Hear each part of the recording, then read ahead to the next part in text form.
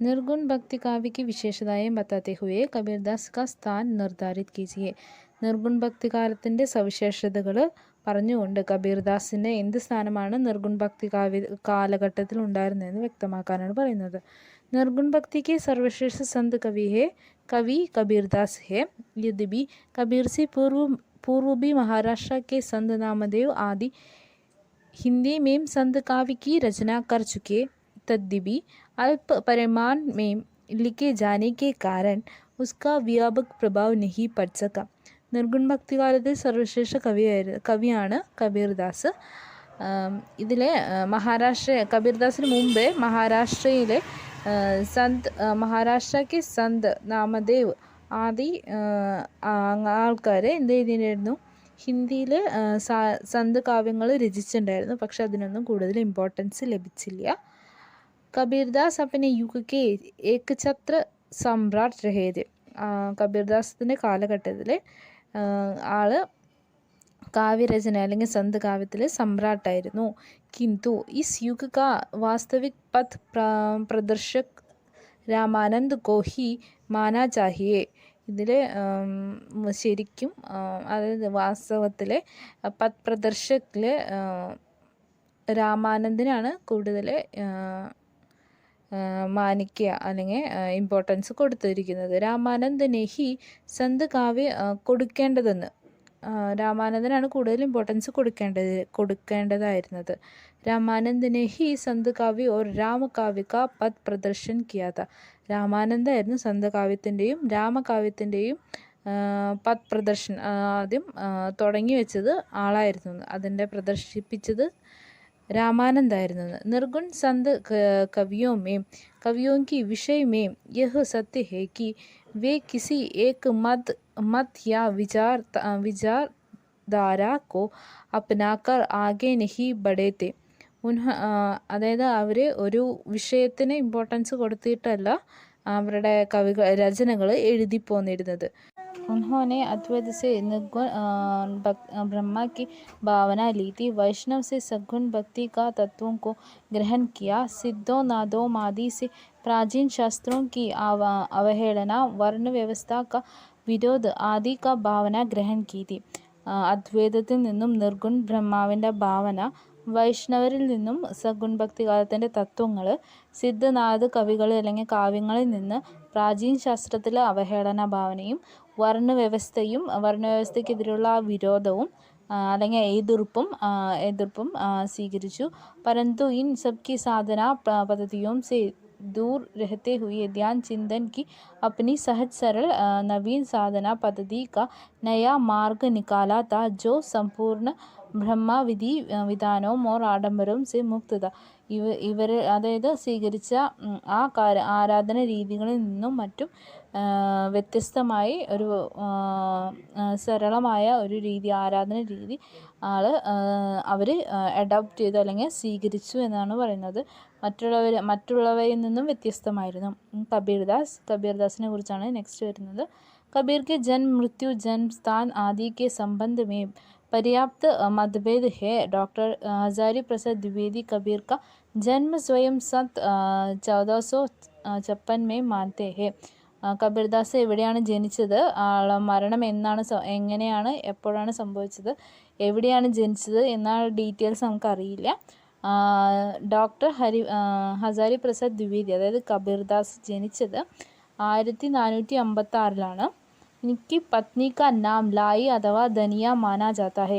അയാളുടെ ഭാര്യയുടെ പേര് ഭാര്യ ലായി അഥവാ ധനിയ എന്നാണ്. कबीर गृहस्थ थे और पुत्र कामल एक पुत्री कामली के पिता थे. രണ്ട് മക്കളുണ്ടായിരുന്നു, ഒരു പുത്രനും ഒരു പുത്രിയും. അവരുടെ കാമലി എന്നായിരുന്നു അവരുടെ പേര്. इनकी समस्त रचनाओं का संग्रह इनके शिष्यों ധർമ്മദാസ് ने बीजक नाम से किया है. കബീർദാസിന് എന്തറിയില്ലായിരുന്നു, എഴുത്ത് അല്ലെങ്കിൽ രചിക്കാൻ അല്ലെങ്കിൽ എഴുത്തറിയില്ലായിരുന്നു. അപ്പോൾ ആളുടെ രചനകളല്ല ആളുടെ രചനകൾ രചിച്ചിരുന്നത് ആളുടെ ശിഷ്യനായ ധർമ്മദാസായിരുന്നു.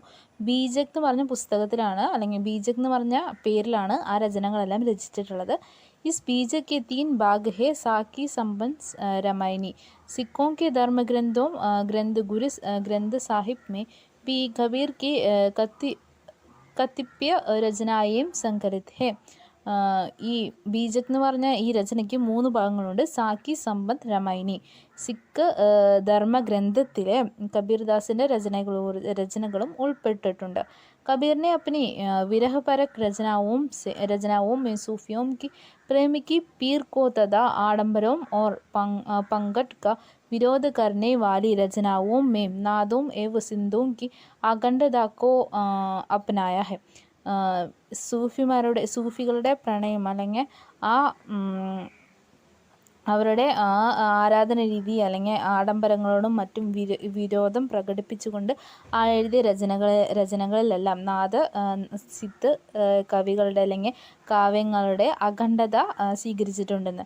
കബീർ का राम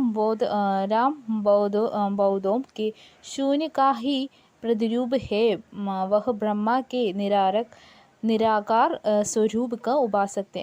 കബീർദാസ് ആരുടെ ഉപാസകനായിരുന്നു പറയണത്? ബ്രഹ്മാവിൻ്റെ നിരാരക രൂപ, അതായത് രൂപമില്ലാത്ത ആ ബ്രഹ്മാവിൻ്റെ ഒരു ഉപാസകരായിരുന്നു.